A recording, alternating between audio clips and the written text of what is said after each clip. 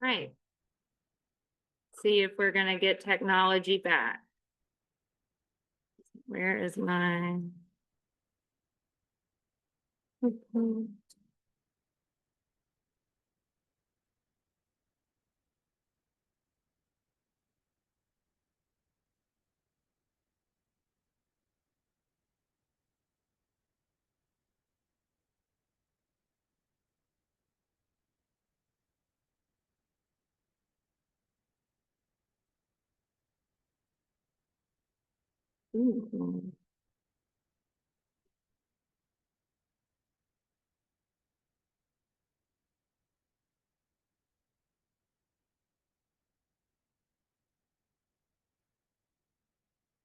Okay, I do apologize. The question is could you envision circumstances where you might recommend an AI chatbot to a client? About 50% said maybe, but a large percentage said no. Was that an easy question to answer? You felt strongly in your response. So for the maybes, when do you think it could be?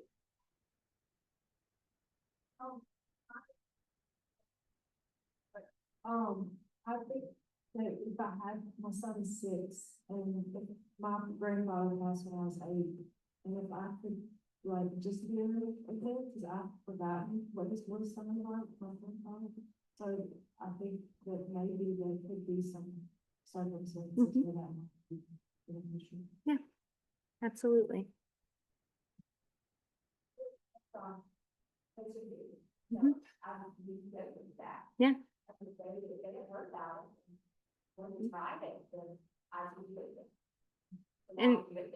And how we assess which services they're using and exploring what they're planning to get out of that service. So I think that's also very important and can help guide us to see if it's going to be beneficial or harmful. I said David, because I don't know enough about Yeah. it yet. Mm-hmm. I would need to know how to use it. Mm-hmm. And so thinking about just cultural and generational perspectives. And so we do see that many religious traditions, they really view digital resurrection as transgressing sacred boundaries. That's Paul, like I'm wow.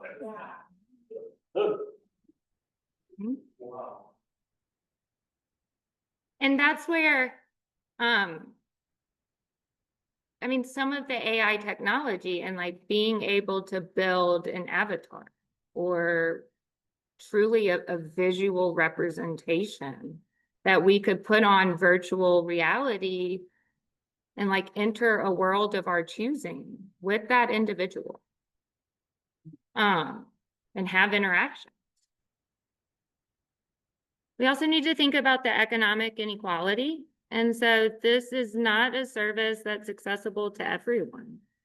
The use of digital platforms, while social media like Facebook or Instagram might be readily available, a lot of the digital memorials and tribute pages, let me take this off, so sorry. Some of the digital memorial pages and tributes, they still cost money. It's still a subscription. And so thinking about access. Also keeping in mind that as these platforms and services develop, the need for culturally sensitive designs so that we can represent the diverse mourning practices that are different in each culture. All right, some of the critical ethical concerns, again, is privacy and consent is a huge one. So a survey shows that 58% support digital resurrection with consent versus 3% without consent. Do you think that the majority of those digital platforms that live on were consented by the deceased?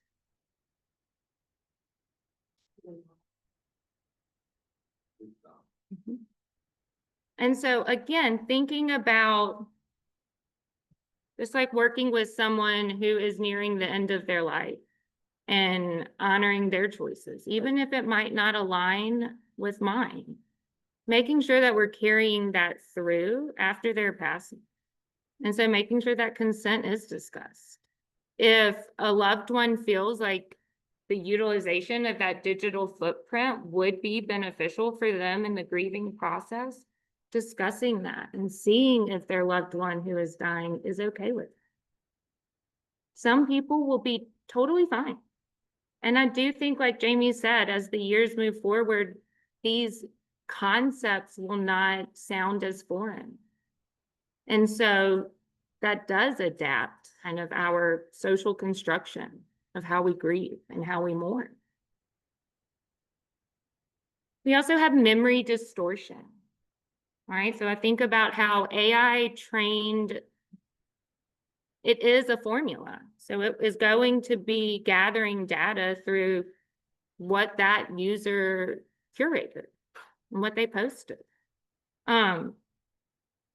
Would you all say that your social media is your authentic self?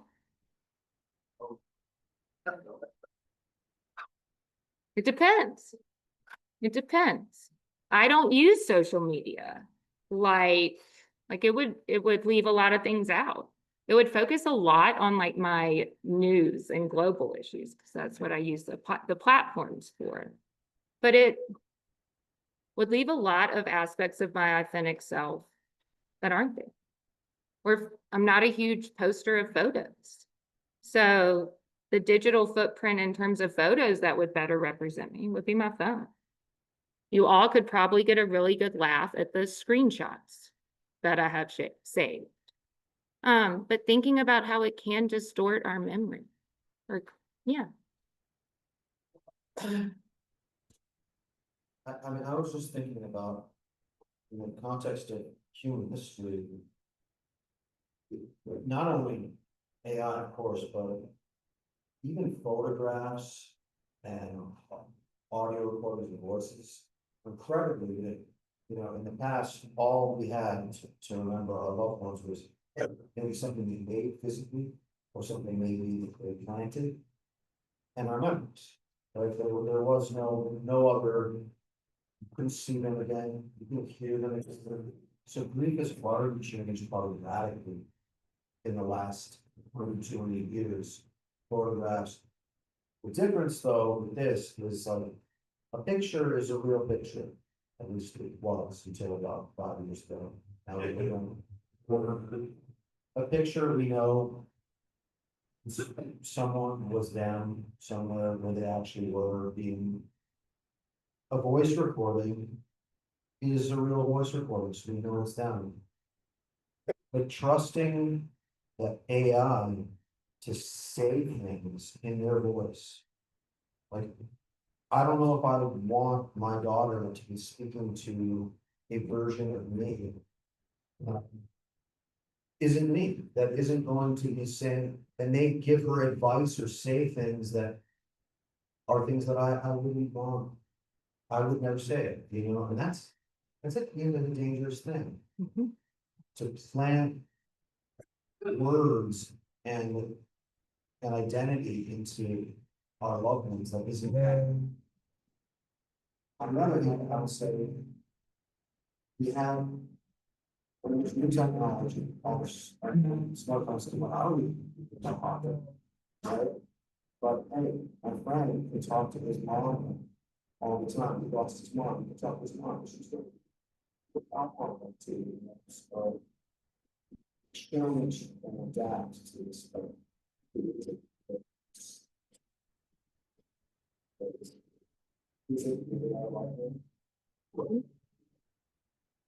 And I think the person on the receiving end, the real person, our brain, I do not think always makes that connection that it isn't real. And that is that's the dangerous part. Because, you know, those initial stages after we lose someone, it's when you wake up and the first thought in your head is that they are still next to you. Or you get in your car and you go to call mom or dad because that's what you did every day. And it's those moments that can be so painful, but so necessary in the grieving process that we work through that emotion, that we acknowledge that pain. But if we could just click the button that says dad and it call an AI, that is his voice. I worry that that's holding us in that emotion and not allowing us to move through. Mhm.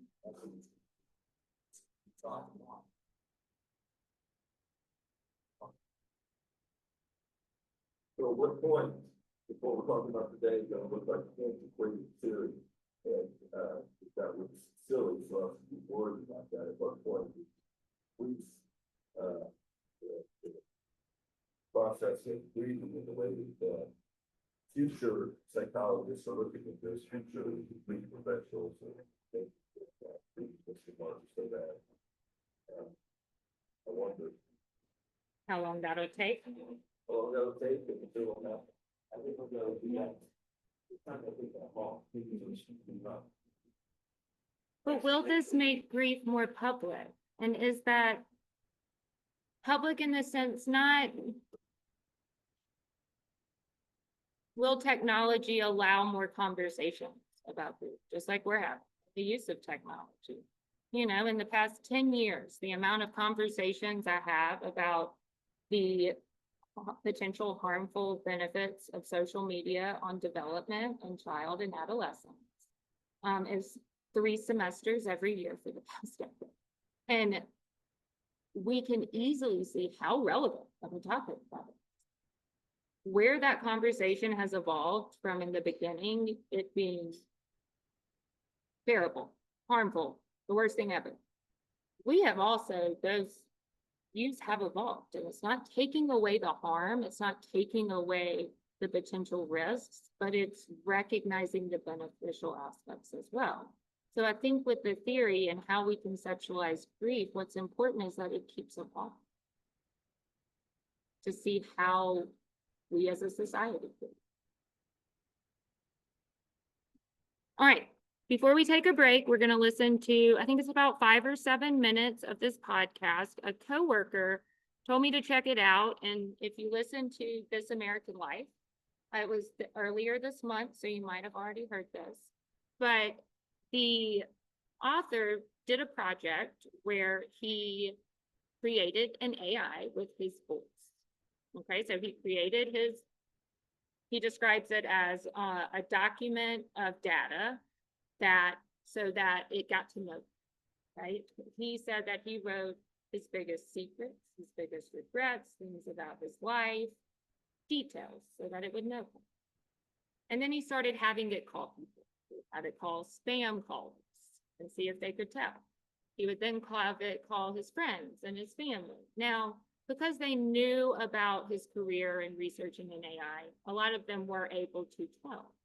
And I'm going to play a section that really hit me hard because it's the AI version of him calling a friend and the friend doesn't realize it's it.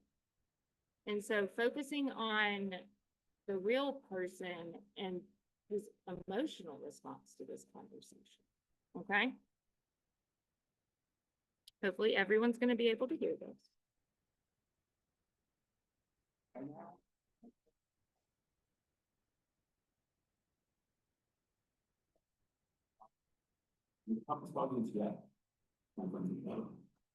Warren, are you comfortable with Dave tonight? What? I don't think you were comfortable. What? Am I comfortable? Am I comfortable? Is there a game tonight? Yeah, of course, I'm fine. I've been periodically trying my phone out on friends and family, one by one, and explaining it to secrecy. Most of the time, even though my phone call is coming from my phone number, to figure out immediately what's going on. Pretty much. I took a little trip to the coast, needed some time away. It was nice and relaxing. How about you? Yeah, I'll tell you something, it is a fucking robot trying to have conversation. Fuck you, robot. Rude. Then, just as I was getting down to the last couple of things I wanted to try, I'm going to call this still subscription. It's starting off one life like the others. I prompted my phone to call my friend straight, got a little chit chat, using vacation plan. I went down there 2 days before the call. I got a flirting text from Shane. That was going to run one up to same hotel in Dallas for the US men's soccer team. Which, as the US soccer fan, is a kind of what you go into.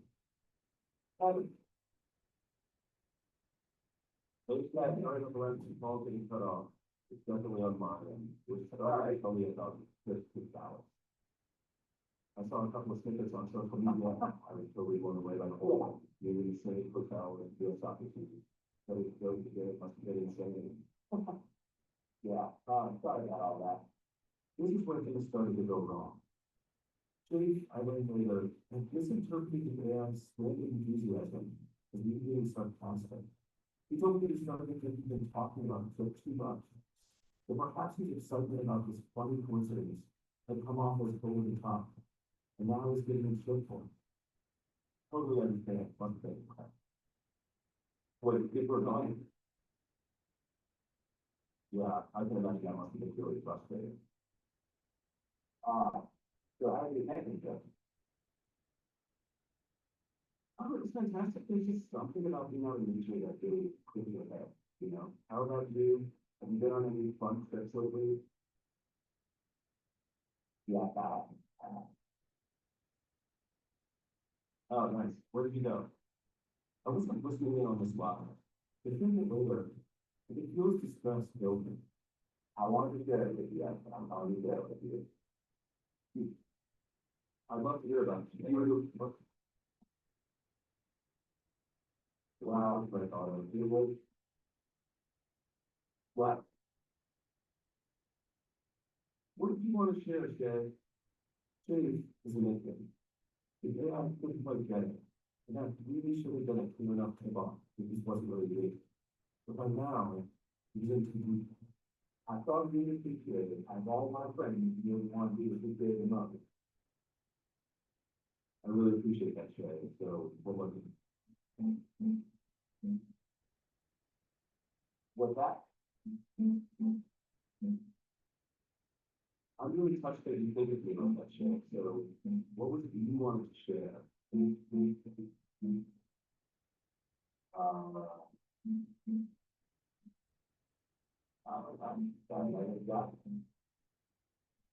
went to US soccer team? Yeah, amazing, yeah. Amazing, isn't it?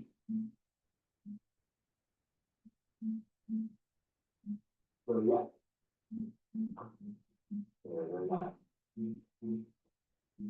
That's awesome to hear. At this point, Jake later told me, he did something very wrong. He looked at what happened. His mind started turning to crazy possibilities. Kidnapped, drugs, he touched my wife and checked on my well-being. He started focusing on our upcoming logistics. Would you family love to meet up for the weekend? Okay. What are you guys getting down? We'll be rolling in Friday afternoon. Friday. Perfect. You got so much to catch up on. I was thinking, besides soaking up some sun to the beach, we should definitely get up about it with it and have a night out. I would guys. Oh, and you can't miss the game on Thursday night, Sunday. That does sound amazing. If you didn't miss that, the voice agent was making plans for Thursday and saying we wouldn't arrive until Friday. This is when Shay thought perhaps I had a mental break. It happened to people we knew a long time ago. Maybe we thought it's now happening to me. I'm very confused. I get it. The same keys that so often get away with it now only starting to make me sound more lost, more broken. I still have trouble listening to this. My good friend talking to a machine version of me, believing that I might be a bad one. It tortures me. It really tortures me. You doing all right? I'm hanging in there. Okay. Can I help you? Just like you with the postal watch there. All right, well, I'm going to be Friday. All right. I called up Chase afterwards, explained the whole thing to him. He wasn't angry he could do it again. We've been friends for 30+ years. And even in that moment, he saw some humor in me.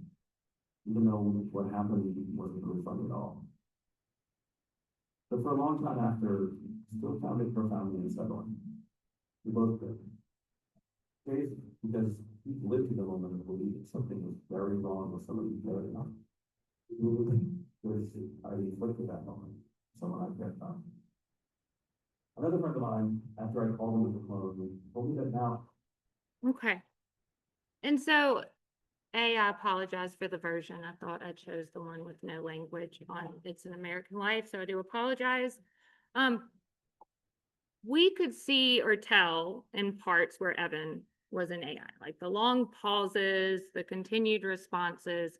But for whatever reason, his friend didn't pick up on that. Whether he was doing 3 things at one time or whatever the reason is. And that friend reached a place of thinking that Evan wasn't okay. Like maybe it was his mental health. Maybe he was going through like having a quote unquote break. So the emotional response it elicited from the non-AI, because there was a disconnect in tone, in emotion, in conversation, the things that technology can't always capture. And so I think that that is, it's an example not tied around grief, but easily we can see how the voice of that individual sounded the same. The pauses, and there weren't any ums or buts, like the real Evan, but his AI was his syntax, his vocabulary. So thinking about where that technology can go in another 5 years or another 10 years. All right. Let me pull back up my PowerPoint. We are going to do a breakout session, but we are going to do a break before so that I can set it up. Jamie, about how many minute break? How long will break?